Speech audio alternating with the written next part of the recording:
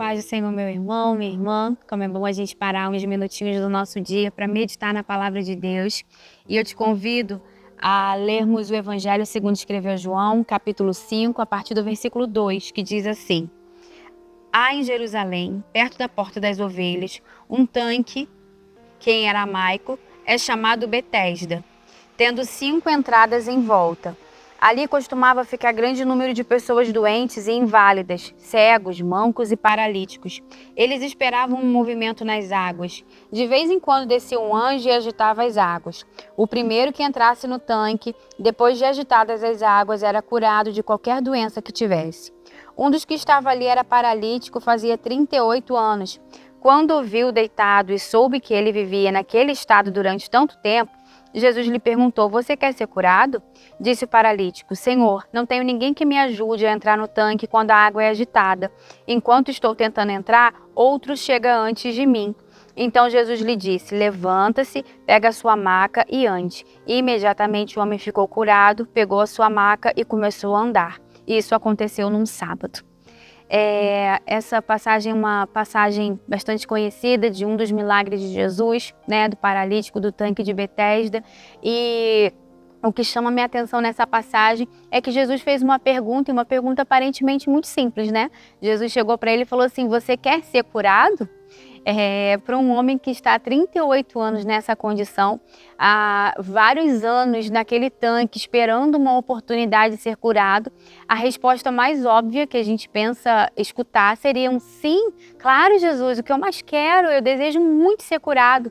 Mas a resposta que ele dá diz muito sobre ele, né? É mais do que uma resposta, nos mostra o que ia na mente, o que ia no coração dele, porque ele responde dando uma desculpa, né? Ele responde mostrando uma impossibilidade, ele responde meio que se fazendo de vítima, procurando culpados, né? Ele fala assim: Jesus, sempre que a água é agitada, outra pessoa vai na minha frente, eu nunca tenho a oportunidade de ser curado.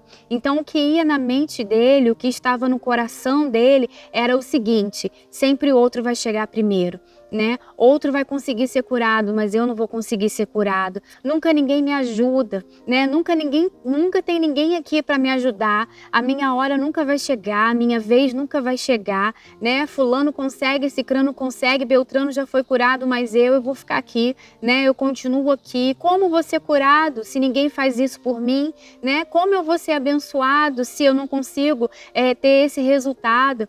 Então, ele estava diante do próprio milagre, né? Ele estava diante do Senhor Todo-Poderoso, aquele que podia mudar completamente a história dele. E ao invés dele dizer um sim, claro, é o que eu mais quero, ele começa a mostrar as impossibilidades. A gente percebe que a mente dele estava focada nas impossibilidades, nas dificuldades, naquilo que ele naquilo que não era possível, daquilo que dificultava o milagre dele de chegar.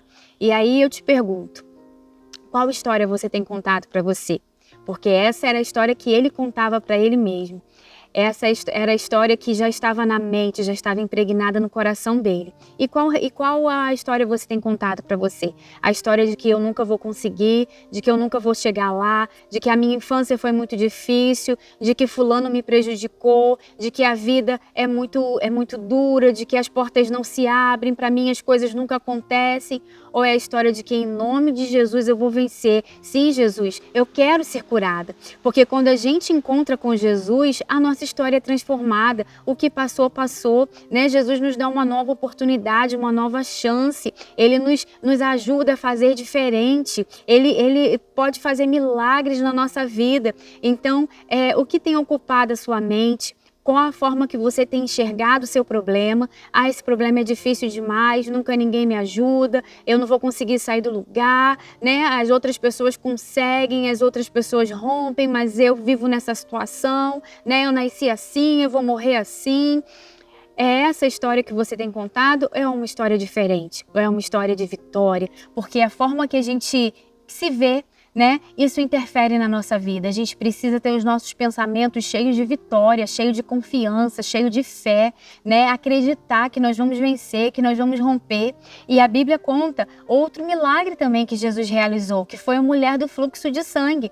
E embora a história dela fosse uma história triste, né, fosse uma história de impossibilidades. Ela já tinha ouvido falar dos médicos, que ela não conseguiria. Ela já tinha gastado todos os seus recursos, toda a história que ela ouvia acerca do problema dela, né, só recapitulando, era uma mulher que há 12 anos sofria de um fluxo de sangue, já havia gastado todos os seus recursos, né, já havia ouvido tantas vezes: você não vai conseguir, né, não tem cura, você vai morrer assim, sua história é essa. Já tinha ouvido tantas e tantas vezes essa história. O que ela colocou na mente dela? Ela colocou na mente dela assim: se eu apenas tocar na orla dos vestidos de Jesus, eu serei curada. E aquilo foi impregnando a mente dela. E ela foi pensando: ele pode me curar, ele pode me sarar, ele pode me tirar desse cativeiro, ele pode mudar a minha história, ele pode trazer a cura que eu desejo, que eu preciso. E ela foi colocando isso na mente dela.